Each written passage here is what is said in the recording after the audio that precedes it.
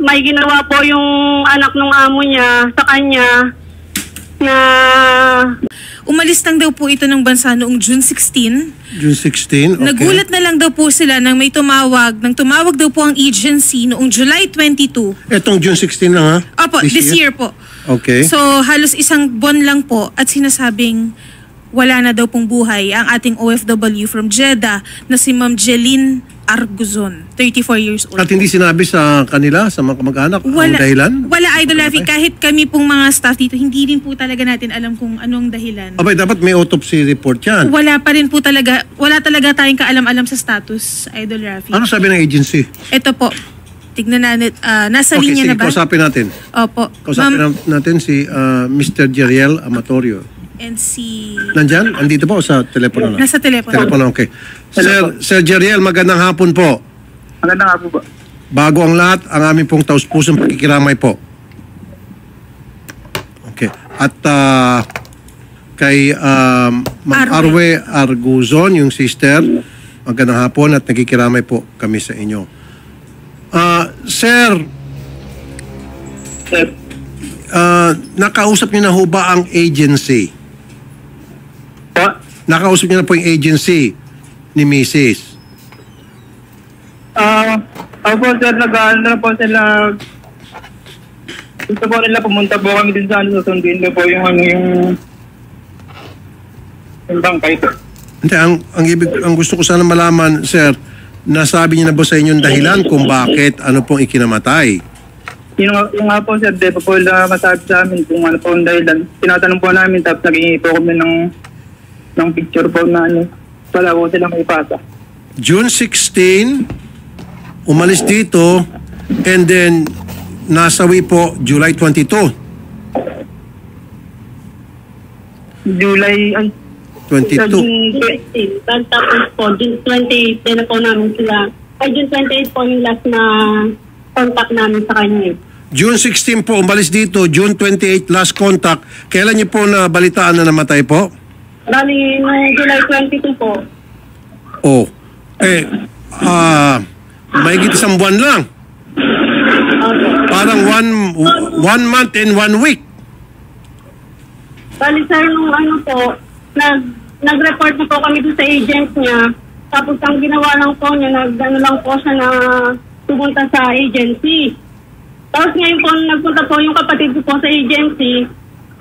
Wala po silang ginawang aksyon. Oho. Okay, sandali lang po, ma'am, ha. Insana International Placement Agency, Mency Canindo, Welfare Officer. Mency, magandang hapon po, ma'am. Ay, magandang hapon po, sir. Gusto ko pong malaman ang dahilan ng ikinamatay ng ating OFW na si Jeline Arguzon. Opo. Actually, sir, wala pa pong sinasabi sa amin yung cause of death po ni worker. At bakit po? Bakit di niyo po alam yung cause of death? Di ba meron kayong counterpart doon? Yes po. Wala pa pong binibigay kasing certificate ng pagkamatay po ni worker. Secret? Hindi pa po. Kasi ano po? Ano po? Ano po? Wala pa pong binibigay kasi... Hindi pwedeng walang binibigay. Kayo po yung agency, karapatan niyo pong malaman. Opo, kasi po, ang sir... kalagayan sitwasyon ng inyong mga worker. Ipatatawag kita sa Senado. Promise. Wala pa po kasi silang binibigay na... Hindi nga pwede. Di ba nung pagkamatay, meron kang counterpart doon. Inutusan mo yung counterpart mo na para alamin ano ang cause of death. Opo. Diba? Agad-agad nalalaman yan. Opo. Siyempre, dinala sa ospital yan. Opo, kaso wala pa pagdala sa ospital, di siyempre, aalamin ngayon doon sa doktor. Opo, wala pa pong binibigay yung hospital o yung doktor po. Ay, bakit wala? Under investigation pa po. Bali, ngayon po, naka-receive po kami ng tawag galing doon sa agency. Yung agency po, tsaka yung taga-embahada po, pupuntahan po doon, sir. Kasi wala pa po talaga silang binibigay sa amin kung ano po yung sanhin ng pagkamatay po ni worker. Okay, sige. Sabihin natin kasi July 22 July 22 po namatay? Opo. Yun po yung binigay sa aming information po. Okay. Parang 2 days ago lang. Nung Monday po. Monday. Okay. Opo. Pero June 28, hindi na nila nakakausap. After June 28, hindi na nila nakakausap yung kanilang kamag-anak. Is it not odd? Opo, yung Oh. last na kausap po ni Sir yung asawa po, June 28, tas 27, tas 28, hindi na po nila nakontak yung worker. Kaya nga, bakit? Dapat doon nagtaka na kayo. Opo, tapos po, ni-report naman po namin yun sa FRA na i-check po yung kalagayan ni worker. Anong sabi po ng FRA?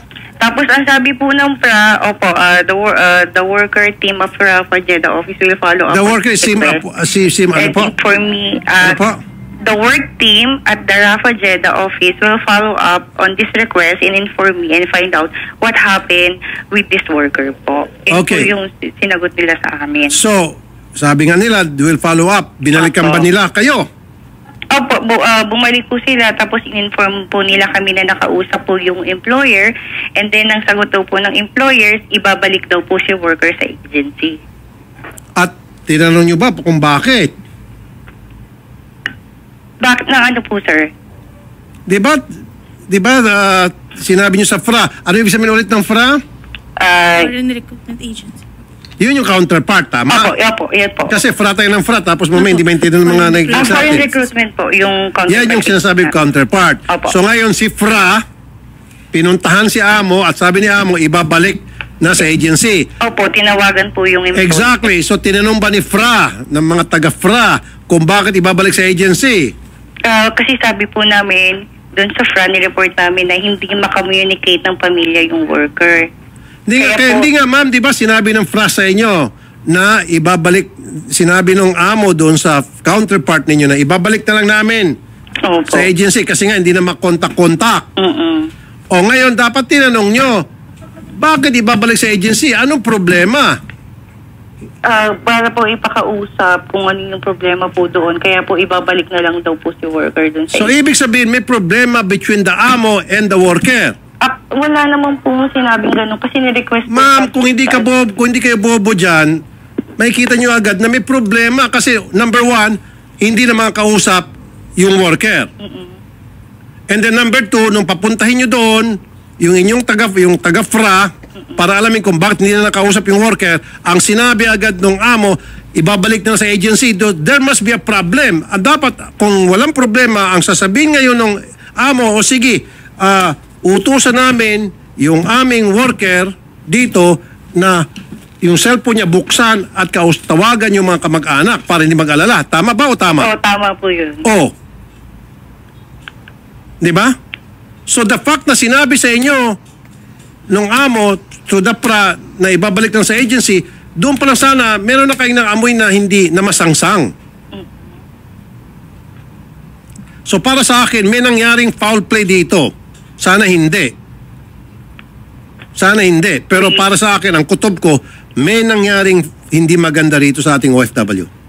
Yun nga po, kaya po Yun nga yun nga ang katangahan ninyo kasi kung hindi kayo tatanga-tanga, alam niyo na dapat ang ginawa ninyo. Teka muna, bakit ibabalik sa agency? Sana nag-usisa kayo kung bakit ibabalik.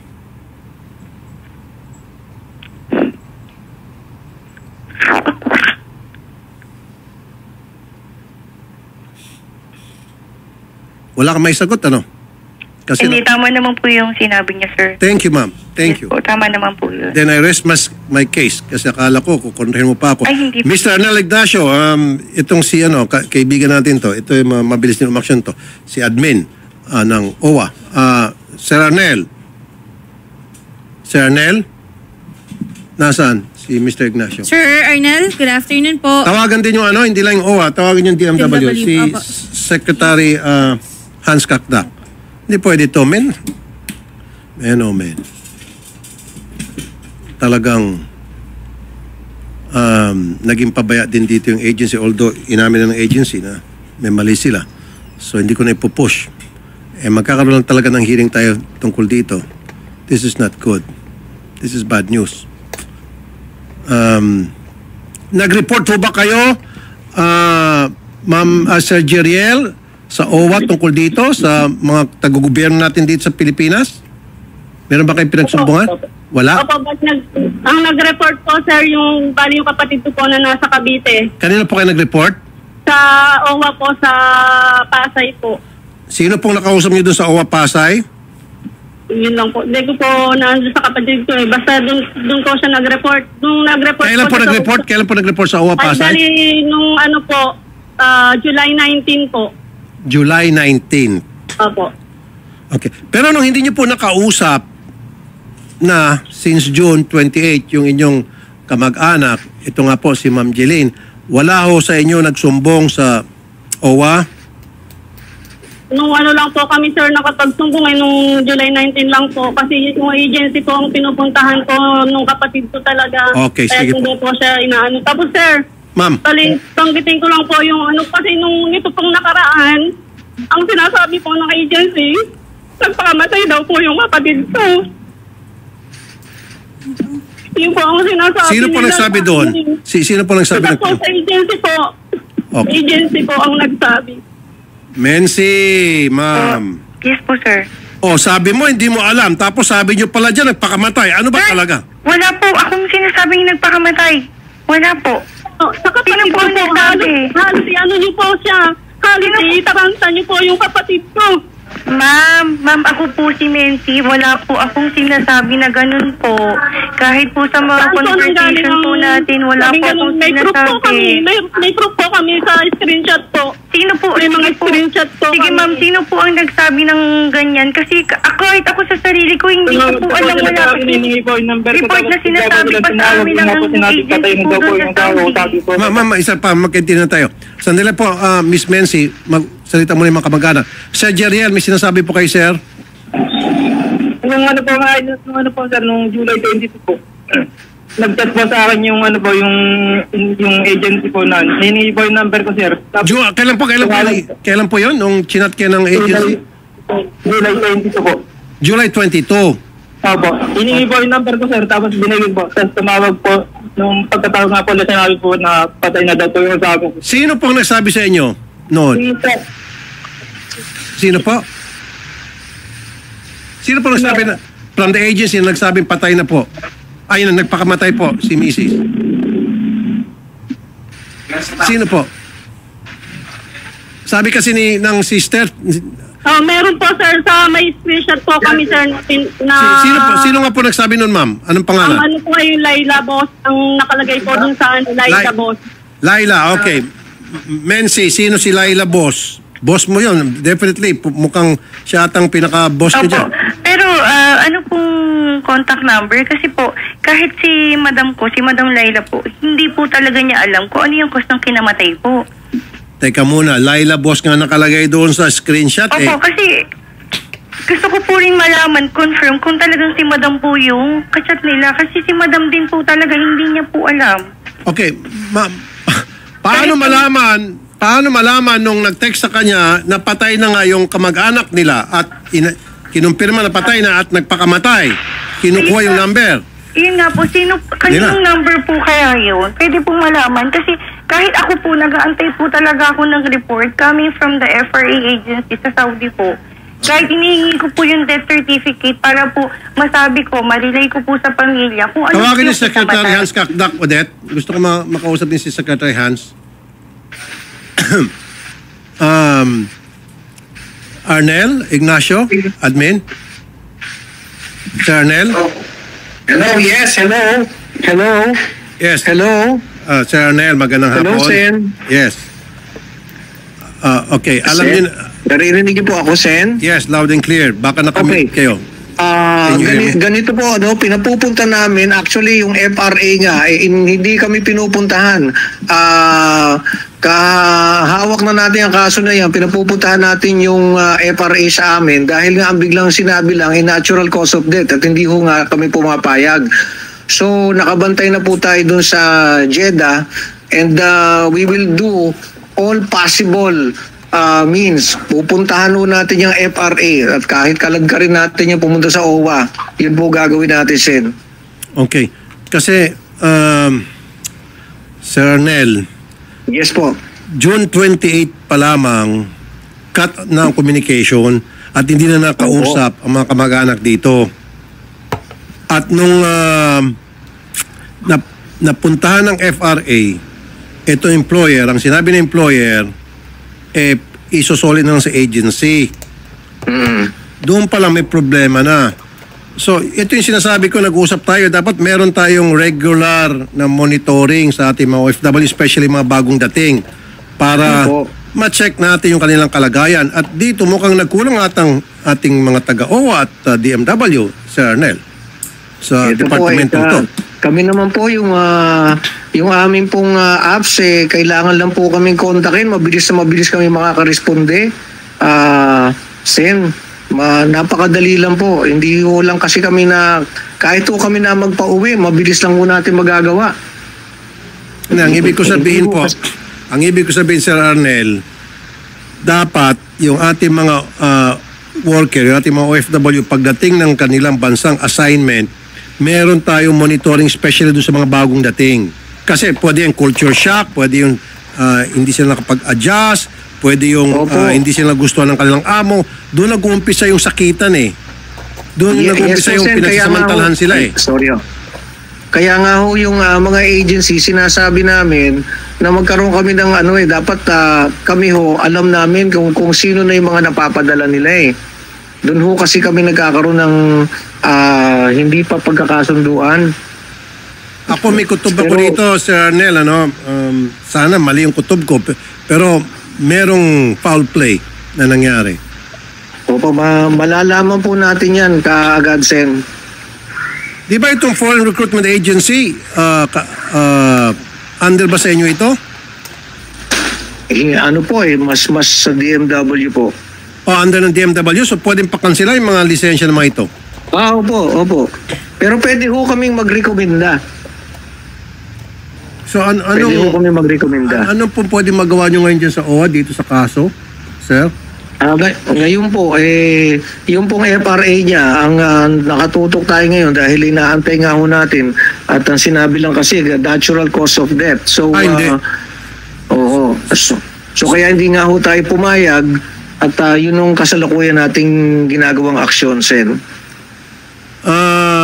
Puntahan nyo po yung ating mga taga-polo. Hindi na ata polo ang tawag niya. Ano yung tawag na ngayon sa mga opisyal natin dyan sa Ano po, MWO. MWO. Makipag-ugnayan sa mga otoridad ng JEDA para alamin talaga yung tunay na cause of death. Opo. Ginagawa na po yan and we will give you a report kaagad-agad, Sen. At filean agad ng kaso yung amo ipakulong kung kinakailangan, kung talaga merong salang amo ipakulong. Sampa natin, hindi pwede. Mag-iingay ako rito. Mag-iskandalo ako rito. We will do that. Nakakapag-file po tayo ng kaso, Sen. Good. Hindi pwede, ganun-ganun na lang. Tapos, cause of death, natural. Ano yan? Parang inatake sa puso. Kalokohan. May cover up to. Gagawin po natin ngayon po as we speak, kahit bago pa po tayo nag-ausap, nakahawak na po natin, nakarating na po sa atin yung kaso. So today is Wednesday, within 24 hours, meron na po tayong resulta rito, magtulungan po tayo, and gusto ko po by tomorrow, same time, meron na po tayong malinaw na sagot kung ano talagang dahilan ng kinamatay ng ating worker. Magre-report kaagad po ako sa inyo, Sen. Maasahan ko po yan. Opo. Sige po. Pasensya na lang ho kayo kasi medyo binabaha kami rito. Pero ito naman, buti may signal. Ako rin po, binabaha din ako, pero pumasok pa rin ako. Talagang ibig sabihin, masipag tayong pareho, ano? Opo. Sa amin nga, yung baha hanggang liig. Lumangoy na lang ako eh. Okay, ang basta pambuk ko yun. Buti ho, maganda pa signal natin, Sen. Okay, ibig sabihin masipag ka pa rin talaga na nakukontak ka pa rin kahit na bagyo. Anyway, salamat ha. Hanga ako sa iyo, Sir Arnel. So, Sir Arnel, in 24 ko sa inyo. In 24 hours, gusto ko malaman yung resulta ha, Sir Arnel. Very interested ako. Tututukan ko to at makakarating tayo sa Senado tungkol dito sa kasong ito. Okay, Sir Arnel. Asahan ko po. Maraming salamat po. Salamat po, Sir Arnel. Magandang hapon sa iyo. Magandang hapon din po, Sen. Si Attorney Hans ay hindi makontak, baka binabaha, baka mayroon pang signal kasi maraming mga tumbahan ng mga puno eh. Totoo. Meron dyan, sir, sa mga ngayon. kable ng kuryente, poste, maraming tumbahan. Baka hirap sa signal. Swerte nga tayo, nakontak na si Sir Arnel Ignacio. Ito ng Insane International. Insane ba ito? Insana. Kala ko Insane. Palitan na lang kayo ng E&A. Kasi mahinang umaksyon. Ma'am Mensi. Yes po. Yes po, sir. Okay. Maaaring wala kang kasalanan dito, like spokesperson ka lang, hindi kita sisisihin. Pero yung boss mo, nako, pag lumitaw sa investigasyon sa Senado, patatawag namin yung boss nyo, yari itong boss mo, maniwala ka sa akin. Okay? Okay, sige po. I-relay ko na lang po kayo. Ngayon pa lamang, kung ako sa iyo at sa amo mo, magtawag na kayo na magtawag doon sa JEDA at siguraduhin nyo pati doon sa FRA, siguraduhin nyo na magiging maayos at tama yung mga impormasyon na ibibigay sa mga kamag-anak dito at sa amin. Yes po, which is... Dahil kapag hindi, maghahalo ang balat sa tinalupan. Alam niyo po yan, ma'am. Di po ba, madam? Tama, ma'am? Yes po, sir. Tama po. Thank you, ma'am. Appreciate that. So, ma'am, usap ulit tayo bukas at huwag niyo kaming taguan bukas. Kasi kung tatago kayo bukas, masasampi na kayo sa Senado. Hindi niyo pwedeng taguan kami. Mawanted ka. Hindi po, sir. Maisyon ka na pares. Okay? Hindi po. Active naman po ako kapag may tumawag po. Very good. Salamat naman. naman. Naman po agad ako, sir. Oo. Yes po. Anong pangalan ulit ng amo niyo po, ma'am? Layla po. Layla De Vera po. De Vera. Okay. Siya yung boss, President po. Boss Layla. Opo. Sir, gusto ko malaman kung talagang number po ni boss yung nag-message or nag-inform sa kanila na yung worker is nagpakamatay. Kasi hindi po talaga alam ni boss po talaga. Ako rin po nag-relay. Sige, sandali po, Ma'am Mency.